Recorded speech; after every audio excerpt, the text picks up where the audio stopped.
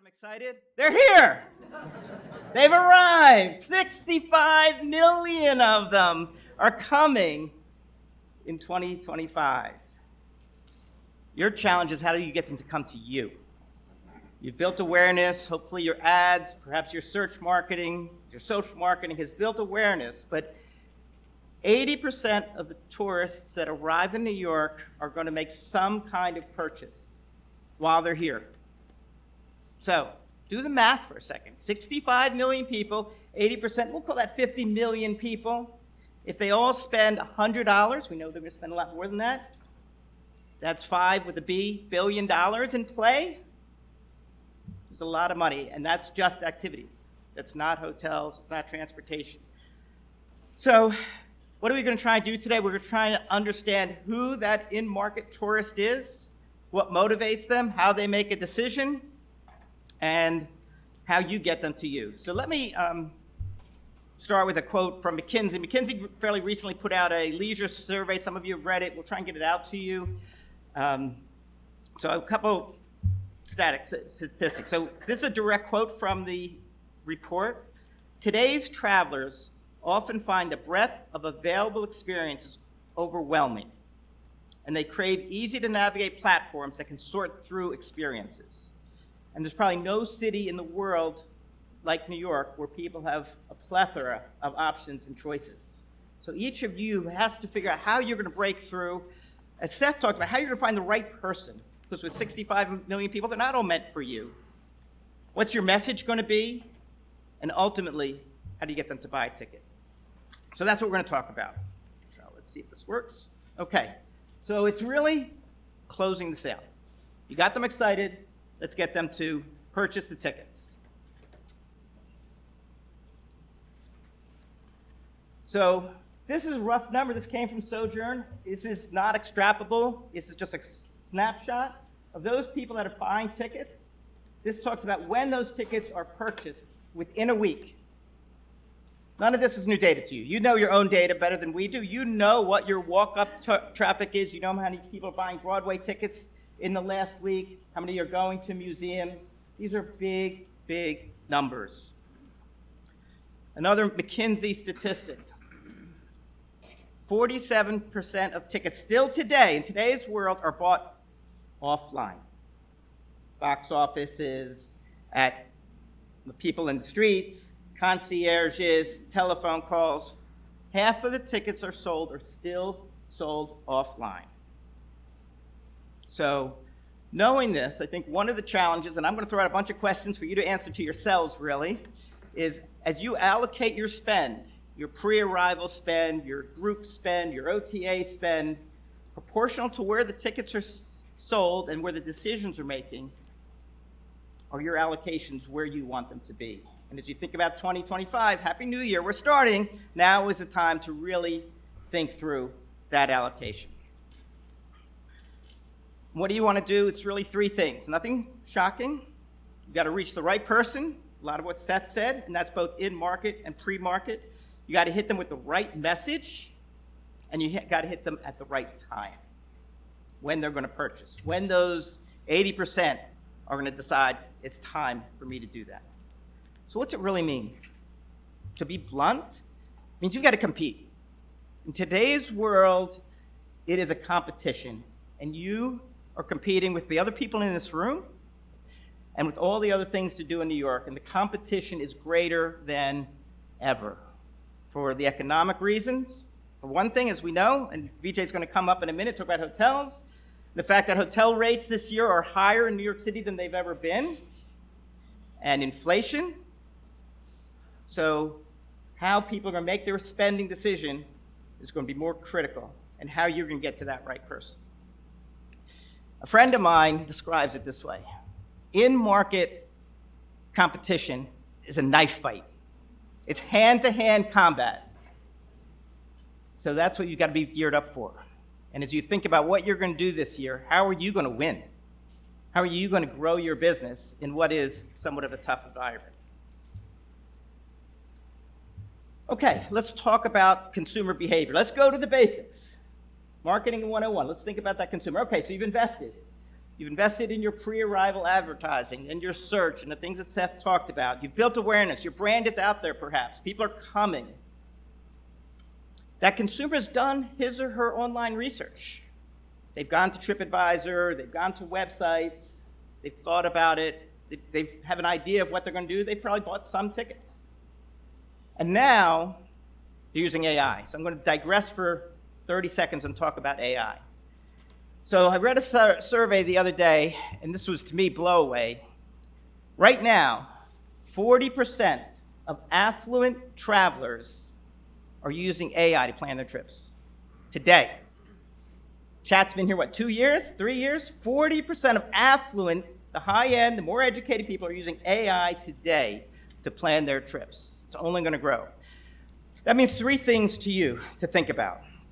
Number 1, how, when those prompts are written and people get their responses to, I want to go to New York, and I love culture, I love history, I love sports, how do you make sure that you appear in those search results?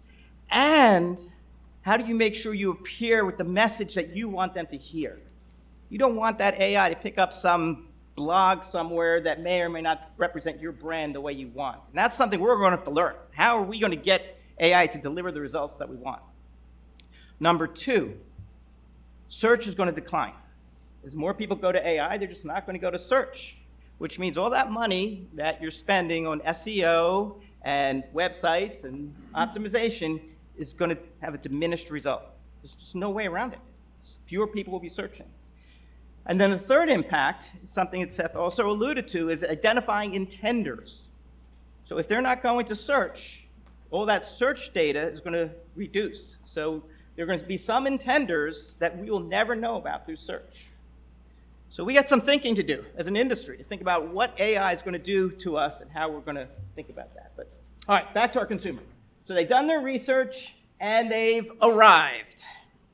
They walk into Kennedy, they walk into LaGuardia, and suddenly they're bombarded with visual and all kinds of other insights, and they're thinking about that. Or they've come here for 4 days, they've got 3 days planned, they haven't figured out their last one. They're going to call an audible, or 2, or 3. They're going to rethink what they're going to do. They're going to talk to a concierge, and they're going to say, hey, do you know about? And that is how their final itinerary is. And it's those people that you want to make sure you're connecting with at the time that they're connecting and thinking about it. So we call this our jigsaw a little bit. Let's not call them tourists. Let's call them human beings. Let's call them personas. They're real people. And they make decisions differently. So let's take a couple of these examples. Let's look at that business traveler. So business travel, by the way, is projected to go up 10-15% this year. More people are going to be coming to New York. They're going to have meetings, and what's going to happen? Their meeting's going to end at 12 o'clock. I just got 6 hours. Do I go to a Broadway matinee? Do I go to a museum? Do I go to an immersive? How are they going to figure out where to go, what they're going to do, and how they're going to fill their time? Or maybe they arrive 6 hours early. Their meeting doesn't start till 5 o'clock. They hop a plane. They're here at 10 o'clock. That's the business traveler. But they're making a last-minute decision very, very often. Let's talk about the rainy day planner. Where's my friend Amanda? Where's Amanda? There. So 2 weeks ago, Amanda wrote a blog on LinkedIn about the rainy day traveler. By the way, I encourage you to read Amanda's stuff. It's great. And she said that on a rainy day, some museums have a 20% increase in ticket sales. Because if you came here on Tuesday, you were going to go to Central Park, or you were going to walk the High Line, or you were going to just be out and about, and it's pouring, you're calling an audible. You're going to go to Broadway, or you're going to go to a museum, or you're going to go to an immersive. How do you get to that person on that rainy day who didn't plan on it? Tuesday, I'm going to Central Park. These are real people. Take one more. 2 27-year-olds are sitting in London. Hey, dear, let's buy a ticket and hop over the pond to go to New York on Thursday. No plans, nothing, but they come. What are they going to do? How are they going to figure out what to do? Yeah, they've probably done a little bit of research, but they're going to be spontaneous. These are real people. And as you do your planning, as you do your thinking about who you're going to reach, you got to think about these people, not just this homogeneous concept of in-market tourists. And when are they making their decisions? That new Broadway lover, I just saw Lion King, I just saw Hamilton, I love it, I gotta go to another show. Do I go see Hell's Kitchen? Do I go see The Outsiders? Do I go see Gatsby? What am I gonna do as my second show? How are you gonna get those people to come to you? So those are who. Let's talk about what you're gonna say. So last year, for those of you who are here, Mark Jablonski did a presentation on the worth it factor, something we've been talking about at City Guide for a couple of years now. It's even more important this year than it was last year. People are deciding, how am I going to spend my time? Time is more valuable than money. Now, money is important. I don't want to diminish that because especially in the economy that we're facing, people are making decisions, but I can tell you this, $10, $15, $20 doesn't matter to a tourist when they're spending $400 a night on a hotel. I'm going to be in New York once in my life or once every 2 or 3 years. I want to do what I want to do. I want to enjoy my time, and I know what I like. And it's our job, your job, to get in front of them with your message. And when I look at advertising from our clients, TV advertising, so often you're not selling what you're selling. What are you selling? You're selling memories. That's why people are coming. When they go back to Topeka or they go back to Sao Paulo, they want to tell their friends, I did this. I was blown away. I experienced something. I learned something. I'm smarter. I was happier. You've got to tap into their emotions in your messaging. Telling them you got a big building, or telling them you've been around since 1942, or other things that are really not going to describe what their experience is, it's not the message you want to get across. You've got to be aspirational. So in order for them to choose you, I am confident that I'm going to be really happy or smarter or have bragging rights. And then whatever that message is that you're trying to get out, you want to get that message to the influencers. And in a few minutes, you're going to hear from 2 sets of influencers. You're going to hear from the concierges, and you're going to hear from an expert on influencers. You want your message to get out to those influencers and the memories that you're going to create. So now I'm going to talk for a couple minutes about how we can help. How does City Guide fit into this? Because as we said, we are really an in-market medium. We're not the only one, and I encourage you to think about my dear friend Cricket at CPM and some of the other people. It's not just us, but we'd like to think for each and every one of you we can play a role. So we really are a full funnel medium. From introduction, along with Seth, so that when they get here, they haven't heard of everything. They're going to be introduced to newer things, Mercer Labs, things that they weren't familiar with, the newest Broadway show, whether they are regulars to coming to New York or this is their first time. But more importantly, where we fit in is we inform them.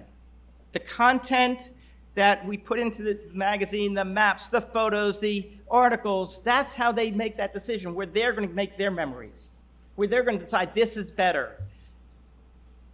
Is it Summit or Edge or Empire State Building or Top of the Rock or One World? How do you win? You got to compete. Is it Hell's Kitchen or The Outsiders or Gatsby? How are you going to get them to choose you? And that's where the content, that's where the informing comes from. And that's how we influence. That's how we sell tickets. Maybe we don't have a ROAS number, but that's how they're going to make their decision. Where else we fit in is we really help you reach a hard-to-reach market. So these are 2024 statistics. We survey our readers every year. We've been doing it consistently now since the pandemic. And I'm going to show you in a minute that the data is very, very consistent. We know that roughly 12, 13% of tourists that come to New York are international. Half of the City Guide readers are international. And that's been that way for years. Why? They're here for 5, 6, 7 days. They have not as much of a chance to research. They need that information. This is always the blow-away number. They're young. They're young. Everybody says the only people reading a magazine are old farts like me. It's not the case. The Gen Z people are coming, as Seth alluded to. They're looking for experiences. They value experiences more than shopping. They want to do things, but they want to figure out what's right for them. We help. About 50-50. Have they been to New York before, or are they regulars? 25% have been to New York 4 times or more. They're looking for the new, the different, and then they're the people that are here for the first time. What do I do? And obviously, they're ready to purchase. They're here. They're taking out their wallets, taking out their credit cards, and they're going to spend. And we are a resource for the concierges, and I'll let the concierges in a moment tell their own story. So this is fresh data, literally December 31st. And if I put 2022 here, it'd be the same thing. So just quickly, we asked them 3 questions. Did you purchase tickets while you're in New York? And just to be clear, if you cumed up those numbers, that's how you get to that 80%.